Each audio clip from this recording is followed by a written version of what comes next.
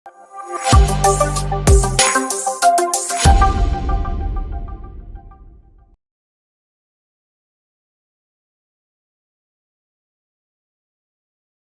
ka jamana sariya sunba sariya kisɛ fɔlɔ b'a jira k'a fɔ ko sariya foyi man ka ta jamana kɔnɔ ka sɔrɔ jamanadenw ma jɛ ni a ye. An ka camancɛ fanga ɲɛmaw miirila o de la, ayiwa ni k'o miirina in ta u b'a la ka baara kɛ ni o ye. O don hukumu kɔnɔna na nin ye a tako filanan ye. Fɛn min ye jamanadenw yɛrɛ damaw bɛ taa sigi ka ayiwa ni k'u ɲɛ jɔ ɲɔgɔn ɲɛ na, ayiwa ni ka miirinaw ta ka hakilinaw fara ɲɔgɔn kan. Nin tako filanan in baaraw daminɛna nin dɔgɔkun furancɛ in na anw ka jamana kɔnɔna na yan nɔ. Communiqué kɔnɔna na fɛn min ye i y'a faamuya b'a la, dugudenw bɔra i y'a faamuya b'a la nin dɔgɔkun furancɛ in na, ayiwa ni ka taa u ka miirinaw n'u ka hakilinaw di, ayiwa a ko kɛra i y'a faamuya b'a la bonya ani karama kɔnɔna na. Fɛn min ye sigida ɲɛmaw ye, ayiwa olu ye baara in kɛ cogo min na u y'u da don a la ni ka walawalali kɛ maaw ye a ko la. Alors sigafɔ in an bɛ jama fo fɔlɔ, an bɛ nabaga bɛɛ fo parce que an kun sigilen tɛ ko nin jama bɛɛ bɛ ye yan kɛnɛ kan, parce que a tun fɔra k'an ka mɔgɔ 100 de ɲini ka na, mais an ye min sɔrɔ bi ni fɛn ma ye a mɔgɔ 200 sanfɛ a tɛ jigin o jukɔrɔ kosɛbɛ.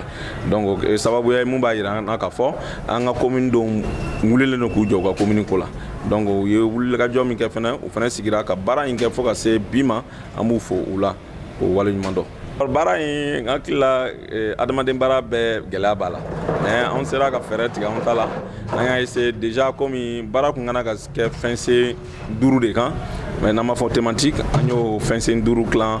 participants ni ɲɔgɔn cɛ. An ye participants tilan kulu 5, an ye kulu kelen kelen bɛɛ ye thème kelen traité.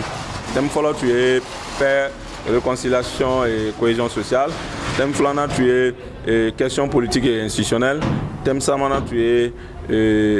économie et développement durable. Thème 4 tun ye les aspects sécuritaires et défense du territoire. Question 5 tun ye géopolitique et environnement international. Donc ni 5 bɛɛ an y'o di tilan maaw ni ɲɔgɔn cɛ, bɛɛ y'i hakilina fɔ a la. Donc o kɛra sababu ye an nana plénière la bi ka restitution kɛ ka tila k'an ka rapport dégager. Donc vraiment les gens ont mouillé le maillot, an b'u fo u waleɲuman dɔn u ka sigili n'u ka hakili jagabɔ la. Sigi ka kuma dɔw bɛ n'a f'i ye ko sigi ka kuma caman kɛra jamana in kɔnɔ, awɔ caman kɛra, nka su mana fɔ ko n kɛrɛ kelen jara i b'i wuli kuma de dɔ dɛ. An bɛ ka mɔgɔ ti to kɔlɔn kɔnɔ k'i binkun ɲininkali kɛ, an bɛ k'an bɔ yɔrɔ de ɲini kɔlɔn kɔnɔ. O tuma kun min y'an bi kɔlɔn kɔnɔ an t'o ɲininkali kɛ k'an to kɔlɔn kɔnɔ. O kama n'i y'a ɲininka ko yala ko sigi ka kuma in an yɛrɛ nafa jumɛn de y'a la, an ye nafa min y'a la, nafa fɔlɔfɔlɔ fɛngɛ tiga wɔrɔ ɲɔgɔn kɔ o fara de ka ca, nka n'aw jɛra k'a wɔrɔ a fara t'i bali ka caya aw si ɲɛnɛ ma. An bɛɛ ka sigi bɛɛ k'i ka tiɲɛ fɔ, ni bɛɛ y'i ka tiɲɛ fɔ a ka ca Ala fɛ aw na jɛ ka jama ka tiɲɛ ta, o na kɛ sababu ye jama na bɔ o la. Anw ye min jateminɛ sigi ka kuma in fura bɛ jamana in na bi, sabu ni jamana kɔnɔ ni degun sera yɔrɔ dɔ ma a bɛ wajibiya jamana kɔnɔdenw kan aw ka sigi ka kuma, ka ɲɔgɔn lajɛ, ka da ɲɔgɔn na, ka kun ɲɔgɔn kɔfɛ, ka ɲɔgɔn lamɛn, ka ko to ɲɔgɔn ta la walasa ka se ka ko dilan. An b'o kɛnɛ dɔ de kan nin ye. An hakili la kulu 4 kulu 5 min sigira ni tubabu minɛn kuma ko thématique 5, an hakili la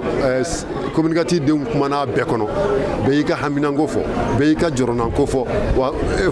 fura minnu bɛ min bolo bɛɛ y'i ta fɔ. An hakili la olu de kɛra ɲɔgɔn kan sɔɔni sisan o de bɛna kɛ gafeba ye ni Ala sɔnna ka lase an ka faamaw fana ma. O kɔni anw ye nafa y'a la k'a fɔ ni tile 3 in kɔnɔna la adamadenw sɔnna ka kuma ɲɔgɔn ɲɛna, adamadenw sɔnna dɔ k'a to dɔ k'a ta fɔ, n'o tilara dɔ fana k'a ta fɔ, adamadenw sɔnna ka ɲɔgɔn lamɛn. N'an ye ɲɔgɔn lamɛn de o de bɛ karata Buguni mɛn si la. Jamana in mɔgɔ bɛ fɛn o fɛn na bi o de ye ka ɲɔgɔn lamɛn ye, ka da ɲɔgɔn na ye, ka kɛ ɲɔgɔn fɛ ye, ka ɲɔgɔn kanu ye, ka sɔn ɲɔgɔn ka fɔta ma walasa an ka se ka ko dilan. Ni tile 3 in tiɲɛ yɛrɛ la an nimisi wasalen don. N'i ye cɛkɔrɔba ninnu si hakɛ lajɛ ko ninnu ka sigi sɔgɔmada fɛ ka se fo wulada fɛ 17h ma 18h moins ma u da bɛ kuma kelen de la. Ni faso kanu tɛ ne ma da la ni fɛn wɛrɛ b'u bila o la. Jamana ɲɛmaw ye danaya da maa minnu kan, ayiwa ni ka baara in kun di olu ma u ka baara in kun don. Olu ka nɔrɔbila tun bɛ kɛnɛ in kana na n'o ye Ben Cherif Jabate ye. Ben Cherif Jabate ale ye ya faamuya b'a la baara in bolodala cogo min nɔ a ye da don a la ayiwa ni ka walawalali kɛ mɔgɔw ye a ko la. Alhamdulillah baara in an ye nimisiwasa sɔrɔ a la surtout commune 4 la yan baara labɛncogo o bɛnna ensuite baara taabolo o fana bɛnna donc o ye satisfaction kunfɔlɔ yɔrɔ ye mais baara kɛcogoya kɔnɔ groupe 5 de sigira ko bɛɛ k'i ka hakilina fɔ o kɔnɔ ka thème dɔ di bɛɛ kelen-kelenna ma donc o kɔnɔ maaw y'u u ka dusumakasi fɔ dɔw y'u u fununen dɔ kun min na u y'o fɔ dɔw dimikun u y'o fɔ mais dɔw fana nisɔndiyalen don u y'o fana fɔ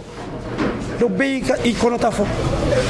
maintenant a ma kɛ mɔgɔ kɔ dɛ an bɛɛ sigilen ɲaŋɛ bɛɛ y'i kɔnɔta fɔ a bɛ ɲɛ cogo min an jɛra ko fana ɲɛ ɲini ɲɔgɔn fɛ ka proposition dɔw kɛ en tout cas niveau communal la i bɛna ye commune 4 kɔni ta la vraiment sibiri ni dumasi ni ntɛnɛn alhamdulillah jama bɔra mɔgɔw y'a participer débat ɲana hakilinaw fɔra ɲɔgɔn ma sɔsɔw kɛra kɛlɛ ma kɛ kini ma dɛsɛ place ma dɛsɛ baara cogoya maa ma kɛlɛ alhamdulillah an fɛ tamasiyɛn na an ka laada la an b'a fɔ de ko diyara. ka kɔrɔfɔ kɔnɔna na a y'a yira k'a fɔ ko mɔgɔw ye sɔmi sigi kosɛbɛ fɛn min kan k'o de ye jamana in yɛrɛ kɔnɔ sariyaw bɛ la ka tigɛ cogo min nɔ sabula n'i y'a ta k'a lajɛ fɛn min ye y'a faamuya b'a la fantanw tɔɲɔni don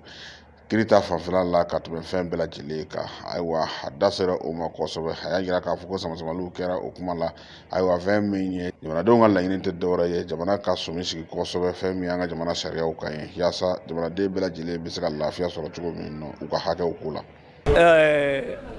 Alhamdulillah kuma ninnu yɔrɔ min kuma yɛrɛ gɛlɛyara n'a bɛɛ o ye a tribunal ma yɔrɔ de ye. Justice ka yɔrɔ tribunal ko yɔrɔ o yɔrɔ kuma olu gɛlɛyara dɛ parce que dɔɔnin kɛra bɛɛ la dɔw ta ye foroko kuma ye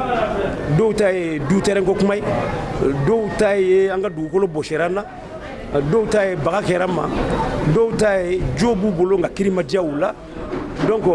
nin kuma o yɔrɔ kɔni kuma de janyana o kuma de gɛlɛyara o kuma vraiment o de sama-samali bonyana bɛɛ ye mais bɛncogo sɔrɔla la parce que an y'a ye